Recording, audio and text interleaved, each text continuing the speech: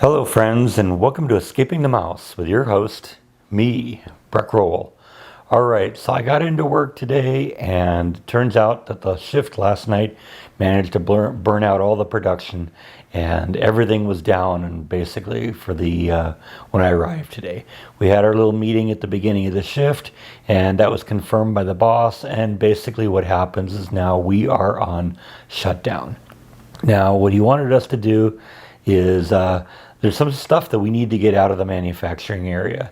And that's because when they're doing the maintenance and updates on the machine, they don't want to be tripping over equipment that we use for production. So basically, we chose one of our production rooms as just kind of a staging area, and all of the desks, all of the chairs, all of the ladders and tables and stands and everything that we had to do the job, that was all kind of moved into that one area just so we could kind of clear out the production area so that there aren't trip hazards and all that stuff getting in the way when they're doing their work.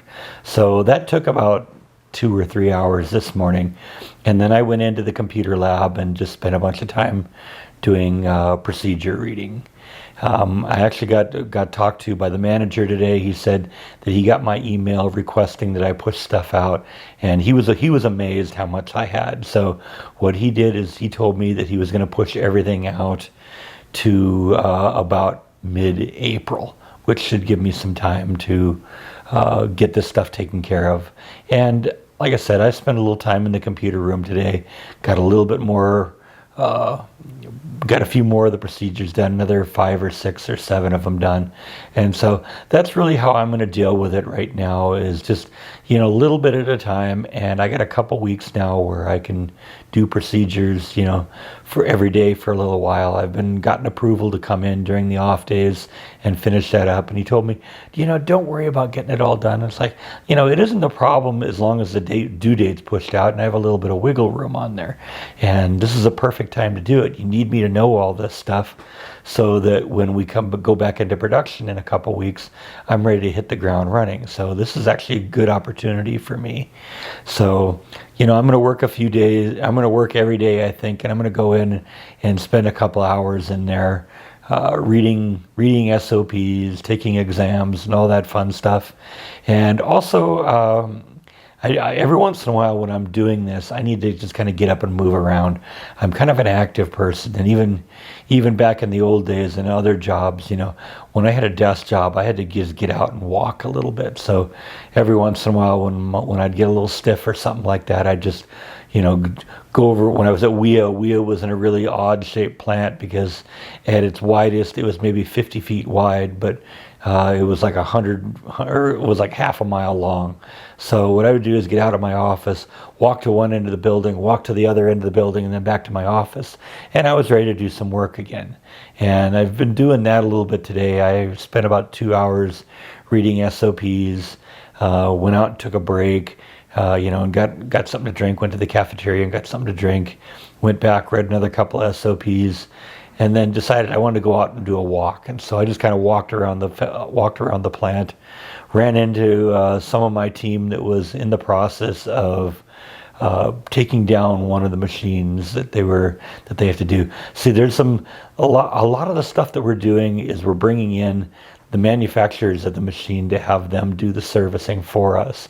But there's certain custom jigs that are on the machine that we literally remove from the machine and then do maintenance on them on our own. And I just kind of stumbled onto some of my fellow employees, and they were tearing these jigs off the machine and getting them onto a cart to bring over and be processed by themselves. And I said, you know what, I can help you a little bit with that. So, I was, just, the jigs themselves are attached to the machine with an Allen wrench. So I was just, removing the screws and pulling the part off and handing it to the technician.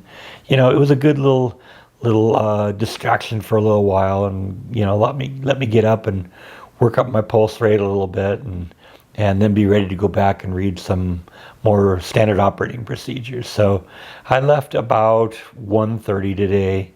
Got another 7 or 8 or 9 procedures processed through. So that is going well, and that's just going to kind of be the agenda for the next few days.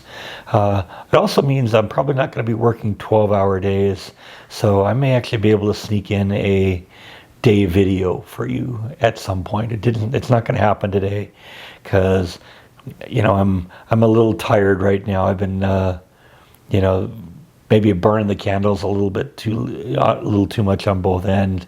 It's still really unusual for me to go to bed really early at night, even though I have to get up at 5 a.m. Normally, somebody like me who likes to get 7 to 8 hours of sleep every night would have to, if I'm getting up at 5 in the morning, I have to go to bed at 9.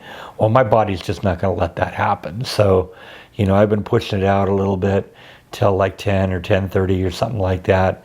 And sometimes that does catch up with me a little bit. So when I got home today after work, I actually took a little bit of a nap, and I'm feeling a little better now. But no outdoor vlogs today.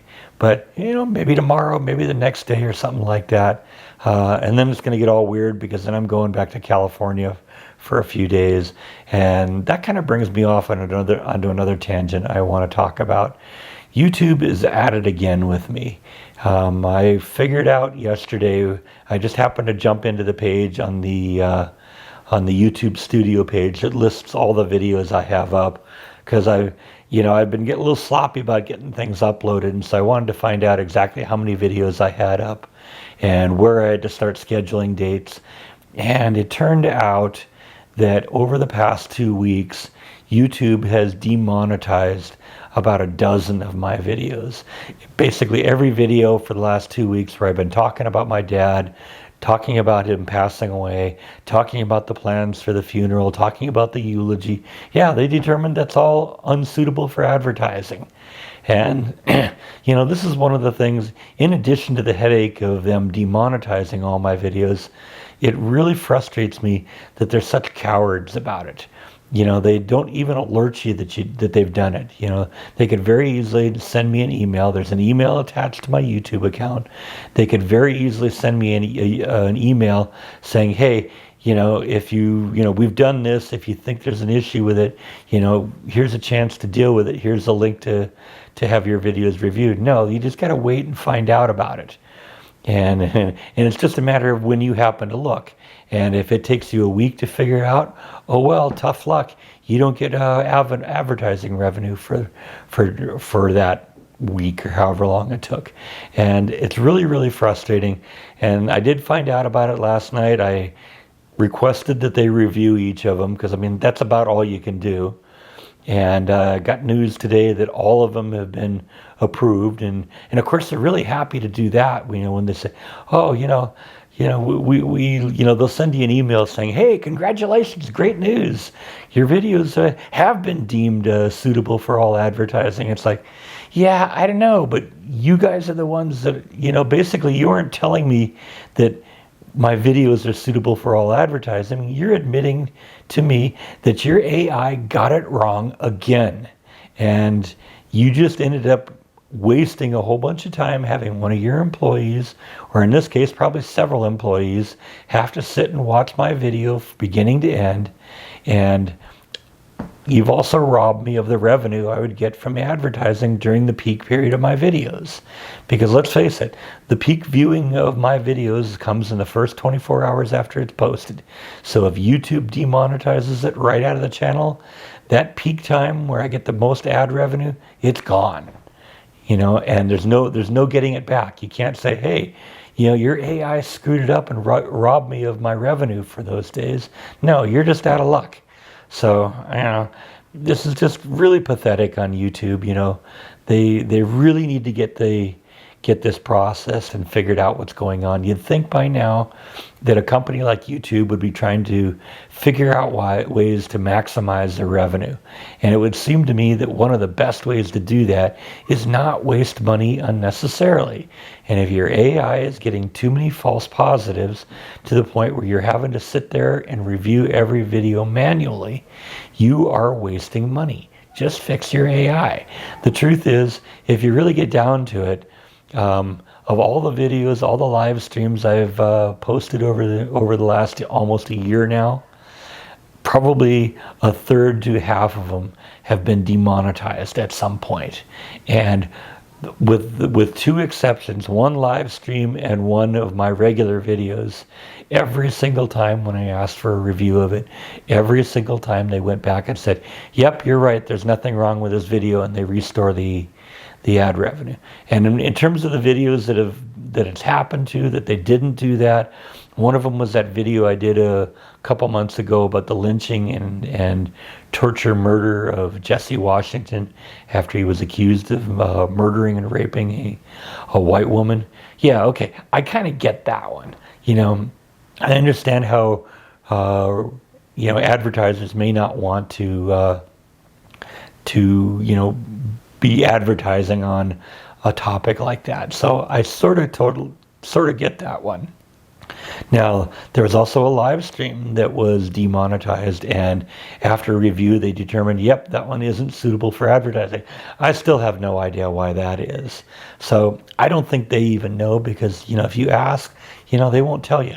I think they just don't want to get into the precedent of having to explain it and then facing the reality and having to acknowledge the fact that there's no rhyme or reason to it, that their AI is horribly flawed, and videos that are monetized are deemed to be suitable for advertising.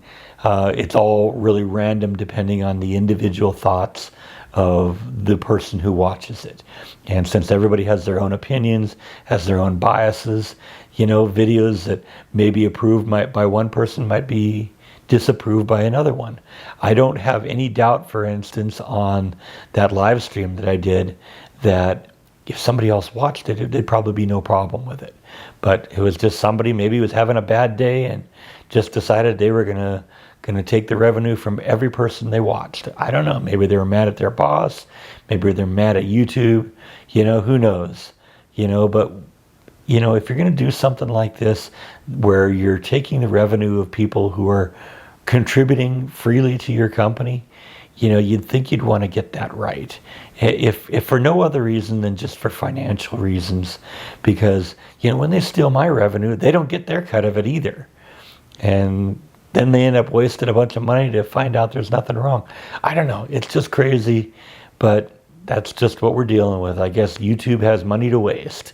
So, I don't know. Sorry, that was a little bit of a downer.